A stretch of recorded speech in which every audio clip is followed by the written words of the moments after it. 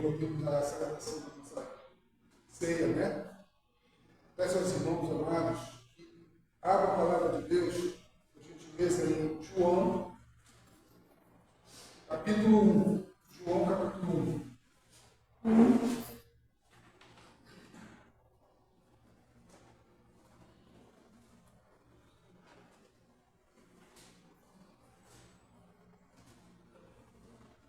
João, capítulo 1, nós vamos ler primeiramente os versículos de 1 a 3, e após lermos este versículo, nós vamos ler o versículo 14.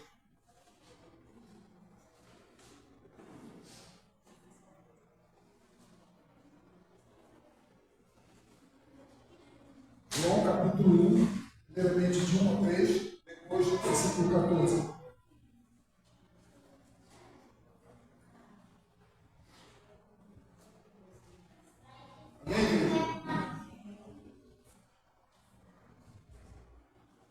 As Escrituras nos falam assim: no princípio era o Verbo, e o Verbo estava com Deus, e o Verbo era Deus. Ele estava no princípio com Deus. Todas as coisas foram feitas por intermédio dele, e sem ele, nada do que foi feito se fez. E o Verbo, agora no 14, e o Verbo se fez carne e habitou entre nós, cheio de graça e de verdade, e vimos a sua glória, glória como unigênito do Pai. Senhor, nosso Deus, nosso Pai, nós bendizemos o teu nome, Senhor. Nos alegramos, Senhor, porque tem nos trazido, Senhor, este verbo para o conhecimento de cada um de nós como Senhor e Salvador de nossas vidas. Deus, que a palavra ministrada hoje, Senhor, ela cumpra o propósito para o qual ela tem sido enviada, Senhor. Pedimos a Ti que abra, Senhor, Deus, o nosso coração, que o Espírito Santo atue no meio da Tua igreja, Senhor, promovendo aquilo que é celestial entre nós. É o que te pedimos nesta noite, Senhor, em nome do Senhor Jesus. Talvez sentado. Irmãos, eu vou iniciar fazendo uma pergunta. O arquiteto chegou comigo, da férias, ele não precisa nem me responder. Quem acredita em encarnação? Levante a sua mão. Quem acredita em encarnação? Não é reencarnação. Encarnação. Encarnação. Todos nós que somos filhos de Deus temos que acreditar na encarnação, porque o Verbo, ele se fez na carne. Jesus, ele encarnou. Ele não reencarnou, porque a Bíblia diz que ele, como diz assim, no princípio era o Verbo, e o Verbo estava com Deus, e o Verbo era o quê? Era Deus. Ele estava no princípio com Deus, e todas as coisas foram feitas por intermédio dele, e sem ele, nada do que se fez, nada do que foi feito se fez. Jesus, ele estava antes mesmo do princípio das coisas. Jesus, o Verbo de Deus, diz a palavra, o logo de Deus, estava com Deus antes do princípio de todas as coisas. Tudo que foi feito por intermédio do Verbo de Deus, chamado Jesus Cristo. Amém? Amém. Jesus, ele encarnou. Nós vamos entender aqui, vamos abordar dois tópicos nesta noite. A mensagem será um pouquinho prolongada, e eu não pretendia também, independente de ser ou não, levar até o final. Então, eu vou dividir essa primeira parte agora, numa outra oportunidade, uma continuidade dela. Vamos abordar dois tópicos. Primeiro, nós vamos entender a pré-existência de Cristo Jesus. E no outro tópico, nós vamos também abordar a concepção sobrenatural de nosso Senhor e Salvador. Amém? Então vamos abordar o primeiro tópico, a pré-existência de Cristo. A Bíblia nos fala que em Hebreus 10:5, que para Cristo foi formado um corpo. Diz assim em Hebreus 10:5. Por isso, ao entrar no mundo, diz: sacrifício e oferta não quiseste, antes um corpo me formaste. Quer dizer, Jesus, a gente acabou de ver, como a gente leu ali em 1 João 13, versículo 14, que Jesus já existia antes do princípio. Mas logo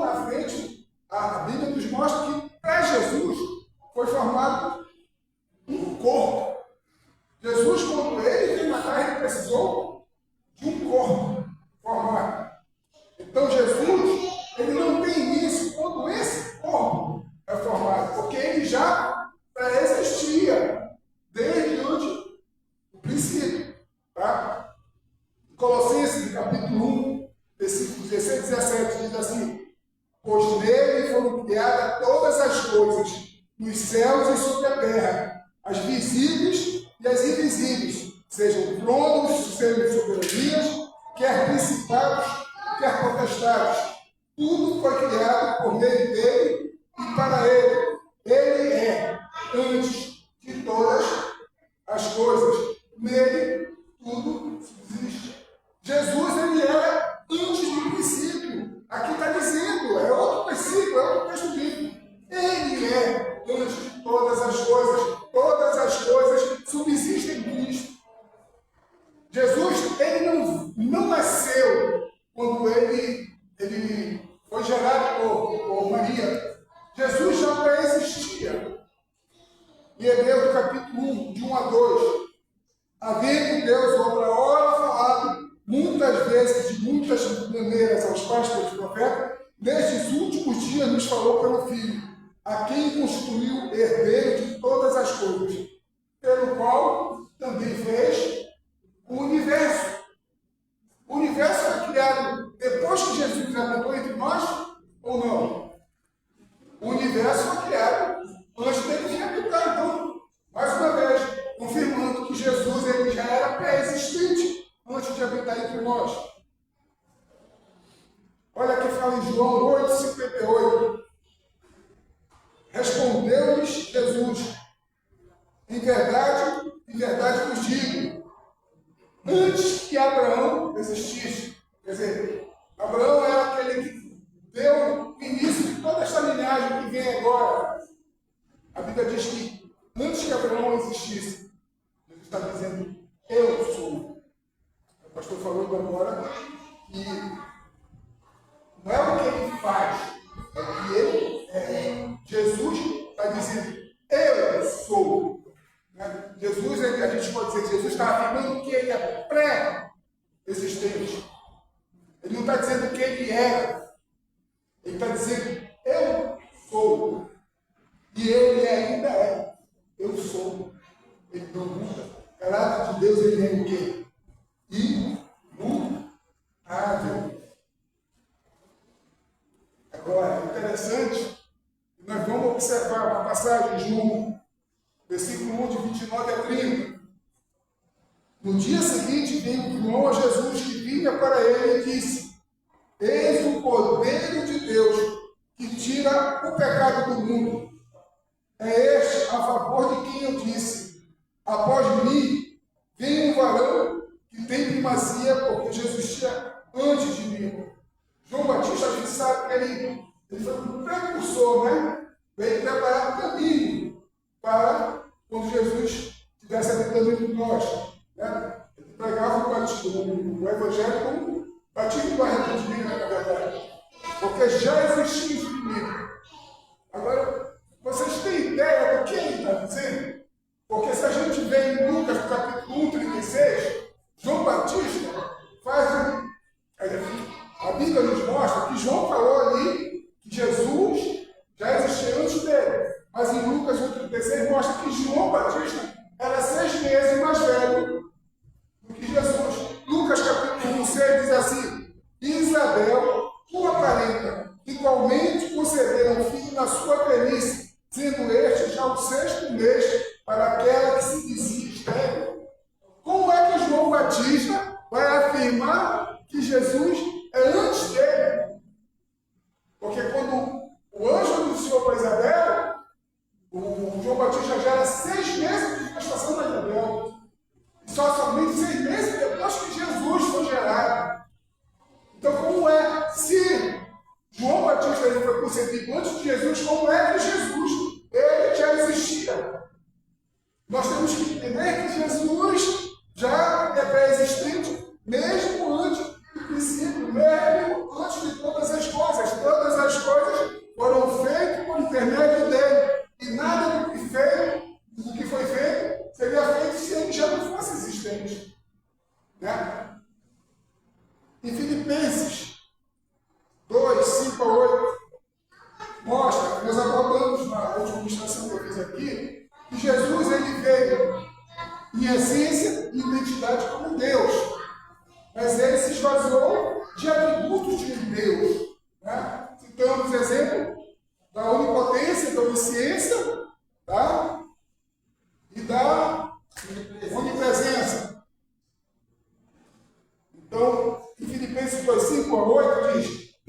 vós o mesmo sentimento que houve também em Cristo Jesus, pois ele, subsistindo em forma de Deus, não julgou com usurpação por ser igual a Deus. Quer dizer, ele não veio igual a Deus. Tá certo? Antes a si mesmo se esvaziou, assumindo a forma de servo. Jesus ele veio para o Deus pré-existente. Ele veio em forma de servo. Jesus veio para o quê? Para servir. Servir a quem? Os homens. Tornando-se semelhança de homens. Quer dizer, Jesus ele foi homem que nem eu, que nem você, que nem você. Jesus ele se fez. Por quê? Jesus ele se fez carne pecaminosa, mas essa carne pecaminosa que ele fez, a esse corpo que foi formado para ele, não aconteceu o quê? Pecado. Tornando-se semelhança de homens, reconhecido em figura humana, a si mesmo se humilhou, tornando-se obediente até a morte de cruz. Jesus ele não veio como Deus, ele veio a essência da sua identidade como Deus, mas ele não veio como ser divino, um corpo espiritual. Ele precisou ter um corpo formado para que ele habitasse. A Bíblia falou nisso. Ele tem um atributo de onipresença, a capacidade de estar em todos os lugares ao mesmo tempo. Lucas 13:22 diz: passava Jesus por cidades e aldeias. Jesus ia de cidades e aldeias, ensinando, caminhando para Jerusalém. Se ele fosse Deus, ele estaria em todos os lugares ao mesmo tempo. Se ele estivesse usando esse atributo de onipresença, ele estaria em todo lugar, o tempo todo e a todo tempo. Mas a Bíblia diz que ele passava de aldeias e cidades ensinando até Jerusalém. A onisciência, Lucas 2:52 fala que crescia Jesus em sabedoria, estatura e graça diante de Deus e dos homens. Né? A Bíblia mostra que Jesus ele não veio sabendo todas as coisas. Ele não veio com esse atributo de onisciência. Ele foi aprendendo, crescendo em estatura, em graça, diante dos homens, diante de Deus. A onipotência, a capacidade de ter todo o poder.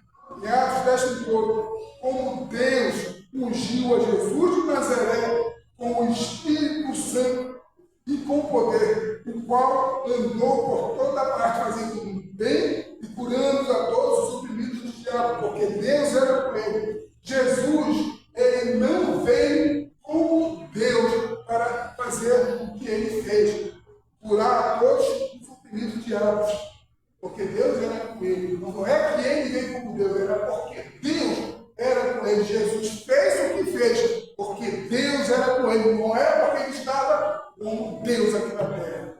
Amém, irmãos? Amém. Quem está compreendendo, tem um aleluia. Aleluia. Vamos falar no segundo tópico.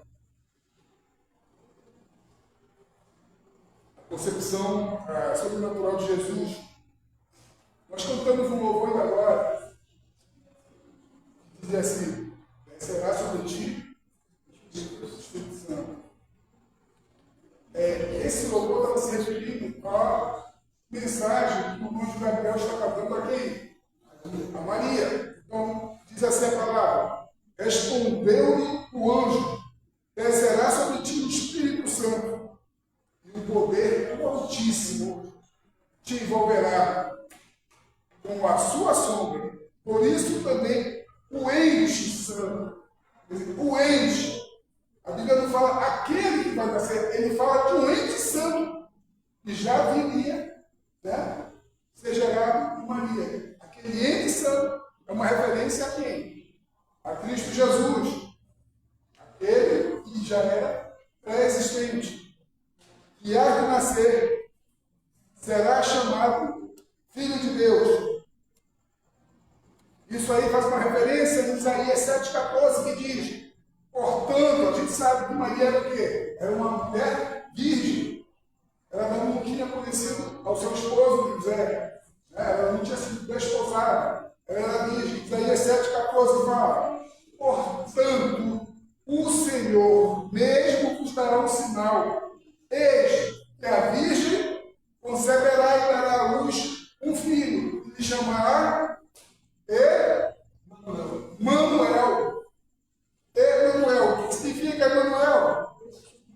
Deus conosco. Bem, então quer dizer, anos e anos atrás, havia uma palavra profética que uma virgem era o quê? Conceberia. Conceberia a quem? Cristo Jesus.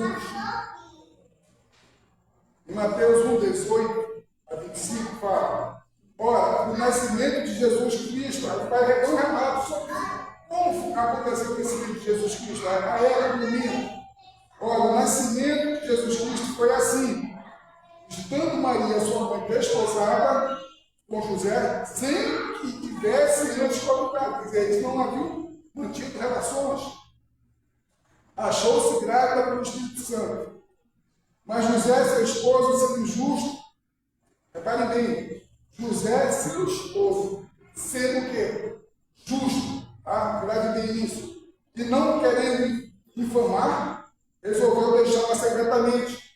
Enquanto ponderava destas coisas, como já tem até aqui. Eu fico pensando, você já está com o esposo, José.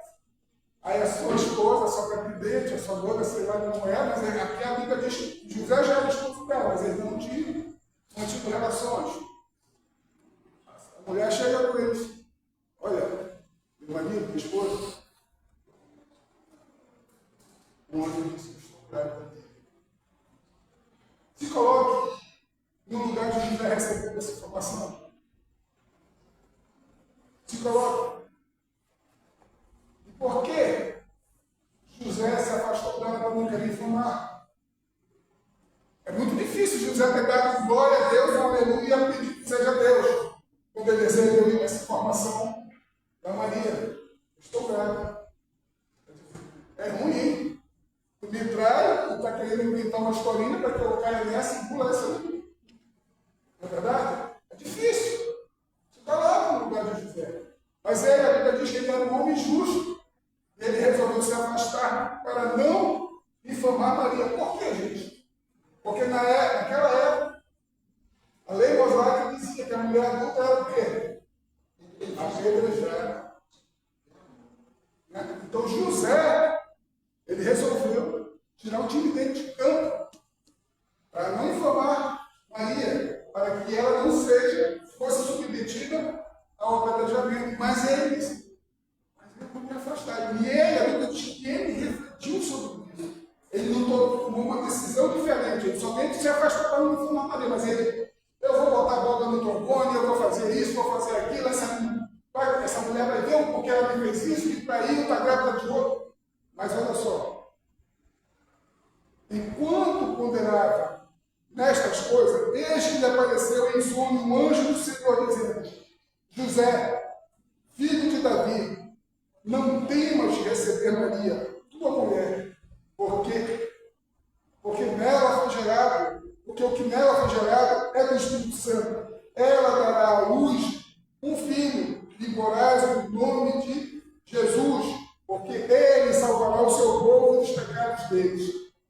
Então, foi necessário, para a gente entender que José deve ter tido uma reação de antipatia com o que a Maria falou para ele, foi necessário que o anjo realmente aparecesse a ele para dizer para ele não se assustar com o que estava acontecendo. É porque se ele tivesse entendido e acreditado na história da Maria, não haveria necessidade nenhuma de um anjo aparecer para ele, né? Para ele não se assustar. Ora, tudo isto aconteceu para que se cumprisse que fora dito pelo Senhor por intermédio do profeta. Essa é uma referência a Isaías 7,14. Eis que a Virgem conceberá e dará à luz um filho, e ele será chamado pelo nome de Manuel, que quer dizer Deus conosco. Despertado José do sono, fez como lhe ordenara o anjo do Senhor, e recebeu sua mulher. Contudo, não a conheceu enquanto ela não deu à luz um filho, a quem pôs o nome de Jesus. Jesus, a da palavra Jesus é Salvador. Tá? É Salvador, Jesus, Deus conosco, o Deus que se fez carne entre nós, que habitou entre nós, ele quer, a tradução quer dizer Salvador. Agora nós precisamos entender que é muito importante a gente entender essa concepção sobrenatural. Você concorda comigo que essa concepção ela foi sobrenatural? Ou foi uma concepção humana, que normalmente acontece? Sim ou não? Você concorda comigo que é uma concepção sobrenatural? Claro, porque se fosse uma concepção natural, o que era necessário? Né? A relação íntima, a relação sexual. E o depósito do quê? Do sêmen. Não é assim que acontece? A gestação natural? Não é isso? Não houve, nesse caso, ela continuou virgem, certo? Até Jesus nascer. A gente também tem que entender que Cristo Jesus, ele não poderia ser gerado por semente humana. Alguém pode me dizer por que não? Primeiro, anote bem e entenda isso. Se isso acontecesse, não seria um ser pré-existente sendo encarnado. Seria uma concepção natural. Como é que Cristo já existia antes, poderia nascer daquela maneira? Uma concepção natural. A gente também tem que entender que quando o homem é gerado como o seu espírito. A gente vai ver isso em Zacarias 12 anos depois. Se Jesus tivesse nascido de semente humana, o que é que ele traria com ele? A natureza adâmica, a natureza pecadora. Jesus ele não conheceu o quê? Pecado. Então era necessário que fosse sim feito através de uma concepção sobrenatural. Porque Jesus ele não poderia trazer essa semente adâmica, porque ele não havia pecado. Ele não tinha essa natureza de pecador. Ah, mas é fácil para Jesus, porque ele veio com uma natureza que não era adâmica. Agora eu pergunto para você, Adão antes de pecar, ele não tinha a mesma natureza de Jesus? Sim ou não? Não tinha? Ele pecou. Perdeu essa natureza inicial. Passou a ter uma natureza de pecador. E através de um homem só, entrou o pecado no mundo. E todos pecaram. Por que era necessário Jesus vir através de uma concepção natural? Porque Jesus ele se fez homem sim. Ele tinha os mesmos sentimentos que eu e você temos. Jesus ele sentiu sono, Jesus ele sentiu sede, Jesus sentiu fome, Jesus se entristeceu, Jesus se alegrou, igual como nós temos esse tipo de sentimento. Por quê? Porque ele era homem, Jesus veio nessa concepção natural, porque era preciso desfazer a obra de quem? Do diabo. Era necessário. Agora, a gente vai ver um pouquinho mais lá na frente, para não perder raciocínio. Então Jesus veio mostrar que como homem era possível sim viver em natureza igual a dele. Jesus veio ser o último Adão. Adão, o primeiro, ele pecou, ele falou, ele não cumpriu o que precisava ser cumprido. Jesus veio para fazer aquilo que era obrigação de Adão fazer, Jesus veio fazer. Veio substituir aquele Adão lá, que errou, que falhou. E Adão ele foi feito o quê? A imagem e semelhança de Deus. Certo? Se ele foi feito a imagem e semelhança de Deus, era para eu já falei isso várias vezes, mas é para reforçar. Era necessário que aqueles que viessem após ele replicassem também a imagem e semelhança de quem? De Deus. Mas Adão ele falha, não falha? Ele pega, ele desobedece, ele começou ele destruiu o molde que Deus tinha feito, e ele começou a replicar o quê? Pecadores. Aí Jesus vem para essa concepção natural, replicar a imagem e semelhança de Deus novamente. Aquele que se diz estar nele tem que andar como Cristo Jesus andou, diz a palavra de Deus, amém? Então, meus irmãos, Adão, quando ele recebeu o encargo de replicar as imagens e semelhanças de Deus, mostra que Deus ele queria se revelar a toda a humanidade. Né? E com o pecado de Adão, isso não pode acontecer. Mas Jesus vem, faz essa obra de resgate, de redenção, de remissão, e nos coloca nessa missão de replicarmos a imagem e semelhança de Deus. Jesus ele não veio, gente, só para libertar dos pecados, tirar o pecado do mundo. A obra redentora de Cristo é muito mais além. A Bíblia diz que ele veio para vencer e destruir as obras de Satanás. Para mim seria bem fácil, Deus como Deus. A Bíblia que o pastor falou dos anos agora. Se Jesus estava na condição humana, certo? Esvaziado de todos os atributos divinos, ele venceu Satanás. Venceu? De que forma? De forma divina ou de forma humana? Humana. Não seria bem mais fácil Deus pegar Deus onisciente, onipresente, todo-poderoso, grande eu sou, chegar Satanás para ele. Deixa os fortes aqui, quer acabar com Satanás? Mas Deus, ele fez de uma maneira tão maravilhosa. Eu me empolgo, eu fico emocionado, até de refletir sobre isso. Que ele enviou seu filho para que ele se fizesse homem e, como homem, derrotasse a Satanás. E Satanás era o quê? Era um anjo, não era um anjo caído? Satanás era, não é, um anjo caído. Jesus, como homem, ele derrotou um anjo. A Bíblia fala que um anjo, só um anjo do Senhor, derrotou 185 mil soldados de um exército. 185 mil soldados de um anjo, um único anjo do Senhor, destruiu 185 mil. Os anjos são maiores do que um homem, mas um homem, a pessoa de Jesus Cristo, derrotou o homem. Por quê? Porque Jesus, ele não fez a vontade dele, ele não fez a escolha que era que ele queria fazer, mas ele fez a vontade e a escolha que estava determinada por Deus para ele fazer.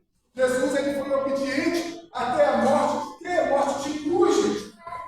Jesus nos deu o perfil da sua natureza. A natureza de Jesus Cristo é a natureza substitutiva. Não gosto da. Por que é substitutiva? Quem é que merecia morrer naquela cruz? Nós, porque nós estávamos condenados à morte, né? Ao inferno. Jesus ele substituiu. Ele morreu naquela cruz no teu lugar. Agora você tem que perceber. Quando Jesus foi pregado naquela cruz, você tem que entender, você foi pregado junto com ele. Não resta alternativa. Se você está em Cristo, você foi pregado junto com ele, mesmo você não tendo vivido na época de vida que esteve. Mas quando ele morreu, você também morreu com ele. Mas o que é mais majestoso, o mais maravilhoso e magnífico, é que também quando Jesus ele recebe a ressurreição, quer dizer que através do batismo, que é o exemplo do batismo, você também recebe essa ressurreição com ele, você nasce para uma novidade de vida, você é um novo homem, você é uma nova mulher, você tem que estar despojado das práticas antigas, aquelas práticas que te levavam a desobedecer a Deus. Você vive realmente em novidade de vida, porque o caráter da morte de Jesus Cristo, porque o caráter da obra de Jesus Cristo foi te substituir naquele lugar.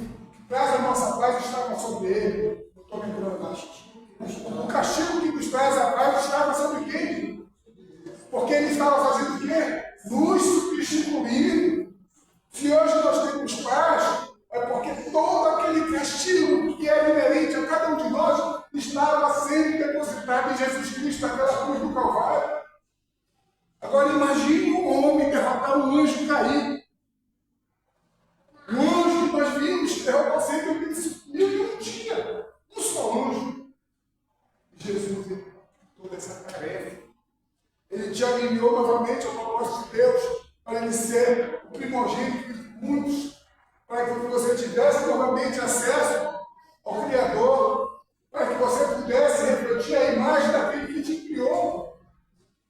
Jesus é uma obra redentora. Jesus é uma pessoa que não desceu o pecado. Ele foi pregado naquela cruz do Calvário para que nós tivéssemos vida. A Bíblia fala que o primeiro Adão ele é terreno, e o último Adão, o segundo Adão, é o que? Celestial. O primeiro Adão gera homens terrenos, o segundo Adão gera o quê? Homens espirituais. A Bíblia diz: conhecereis a verdade, e a verdade vos libertará. Jesus também fala: eu sou o caminho, a verdade e a vida. Ninguém vem ao Pai se não através de mim. O que é que Jesus está dizendo? Eu morri para que tu pudesse ter acesso ao teu Pai Celestial, para que tu pudesse ter resgatado a tua paternidade celestial, que Adão, ele perdeu lá no Jardim do Éden. Jesus, ele veio te dar essa condição de viver deleitado no amor, na misericórdia. E tudo aquilo que Deus pode transformar na sua vida, pode proporcionar para você.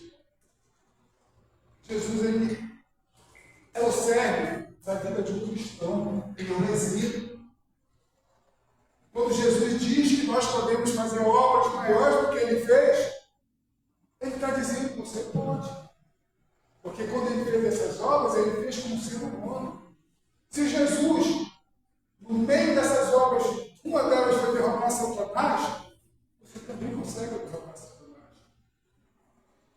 Por quê? Porque Deus, ele te entrega, meu irmão e minha irmã, através do sacrifício de Jesus, uma graça capacitadora que te faz viver sem pecado, se aproprie dela. Deus, ele não te dá alguma coisa nova que você possa suportar. O poder de Deus, ele se aperfeiçoa no quê? Nas nossas fraquezas. Nós podemos evitar a nossa queda. Nós podemos continuar vivendo em novidade de vida. Claro, ainda não temos o nosso corpo transformado, ainda não temos a incorruptibilidade do nosso corpo, mas nós podemos resistir. A Bíblia diz: resistir a quem? Ao diabo. E ele? Pois é. Mas só o fato de você resistir ao diabo e ele se afastar de você, se você puxar mais um pouquinho, o versículo acima diz: sujeitai-vos, porém, a Deus. Se você, meu irmão, não se sujeitar ao que Deus diz, ao que Deus te mostra, ao que Deus te instrui, tá? Na sua palavra, você jamais vai poder suportar a Satanás. Mas se você for igual a Cristo Jesus, que em tudo foi obediente, né, a Deus, não seja feita a minha vontade, mas a tua. Jesus então fez a vontade de Deus, ele foi obediente a Deus. E ele destruiu a quem? A Satanás. Ou seja, ele se sujeitou a Deus. Vocês estão entendendo? Ele se sujeitou a Deus. E ele venceu o diabo, ele desfez as obras do diabo. Outra coisa, Jesus diz que ninguém tira a vida dele. Ele espontaneamente a entrega. E ele recebeu o mandato de Deus para poder restituí-la. Se vocês virem, né, a crucificação de Jesus, Jesus sofreu porque crucificação naquela época era uma coisa didática para as pessoas, para elas não cometerem erros, para não cometerem crimes. Do lado de Jesus tinha dois ladrões. Os dois ladrões tiveram a perna quebrada. Você sabe disso? Jesus teve alguma perna quebrada? Porque quando foram verificar, quando quebraram as pernas dos ladrões, foram quebrar de Jesus, ele já tinha expirado. Então ninguém pode tirar a vida de Jesus. Quando Jesus ele vai para a glória, ele diz assim: Pai, a ti entrego o quê? O Deus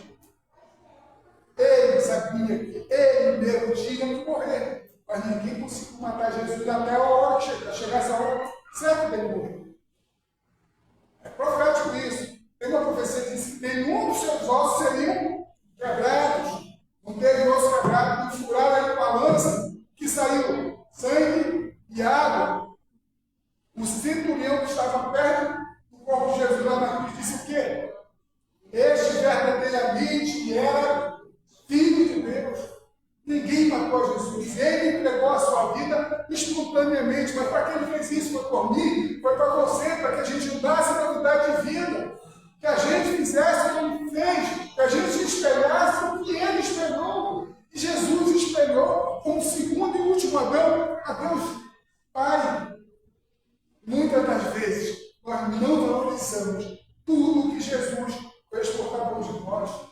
Muitas das vezes nós chutamos para o lado, colocamos no escanteio. Mas na hora que a coisa pega, Jesus me socorre, socorro Jesus. Porque você, eu, não temos o hábito de colocar Jesus no devido lugar, como Senhor e Salvador de nossas vidas.